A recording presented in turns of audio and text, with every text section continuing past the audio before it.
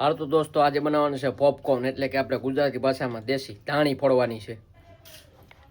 હવે આપણે લઈ લીધું છે તેલ, પછી નાખવાનું છે આપણે હળદર, મીઠું અને મકાઈ.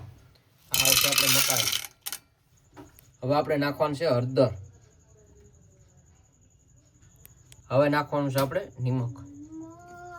તો દોસ્તો આ બધું નાખીને આપણે આ રીતે મિક્સ કરી દેવાનું છે.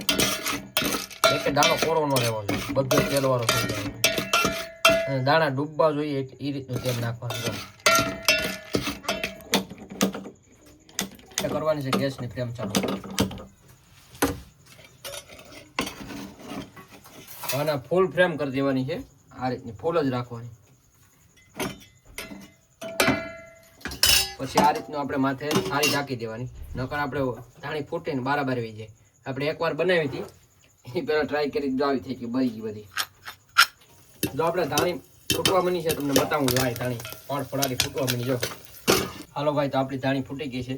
હવે ખાઈ લઈએ અને થોડીક હેઠે બરી હોતર ગઈ છે, દાંત નો કાઢતા ભાઈ. વિડીયો કેવો લાગ્યો તે જરૂર બતાવજો, કેમ કે ધાણી આપણે બારી નાખી, આજ પહેલી વાર બનાવી હતી બારી નાખી.